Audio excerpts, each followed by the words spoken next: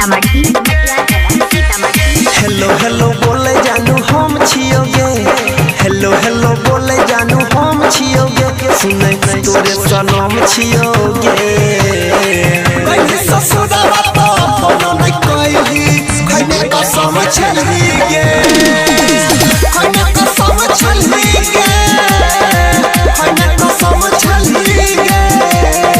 कहीं ससुराल तो फोन नहीं कइली, खने कसम छलिए। हेलो हेलो बोले जानू हम छियोगे, हेलो हेलो बोले जानू हम छियोगे, सुने तोरे सनम छियोगे। कहीं ससुराल तो फोन नहीं कइली, खने कसम छलिए, खने कसम छलिए, खने कसम छलिए। कहीं ससुराल तो फोन नहीं कइली, खने कसम छलिए।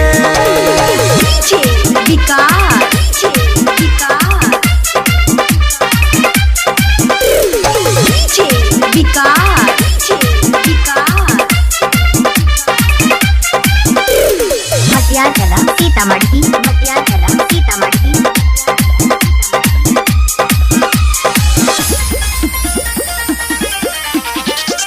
भूल गेली कि ससुरा जाई के बचपन के याद गे, मिलया बैठल रोज रात के करे छल खूबे प्यार गे।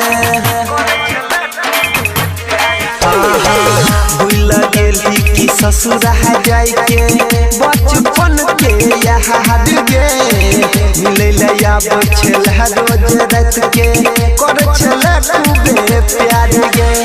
दिलवा में दिहल जखम छियोगे, हेलो हेलो बोले जानू हम छियोगे, सुने तोरे सनम छियोगे। कहीं ससुराल तो फोन नहीं कइली, खने कसम छलिए, खने कसम छलिए, खने कसम छलिए। कहीं ससुराल तो फोन नहीं कइली, खने कसम छलिए।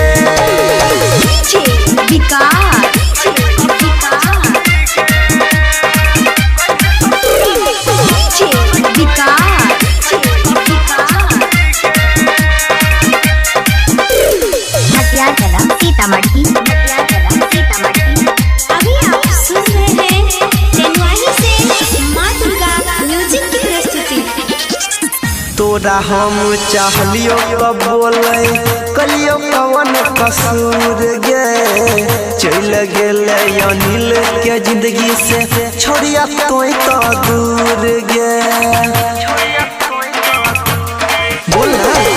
तोरा हम चाहलियो कब बोले कलियो कवन कसूर गे, चल गेले अनिल के जिंदगी से छोड़िया तोय तो दूर गे। पंकज परवीन के गम छियोगे, नाम योगे अंदर जान हम छियोगे, सुने तोरे सनम छियोगे। कहीं ससुराल तो फोन नहीं कइली, खने कसम छलिए, खने कसम छलिए, खने कसम छलिए। कहीं ससुराल तो फोन नहीं कइली,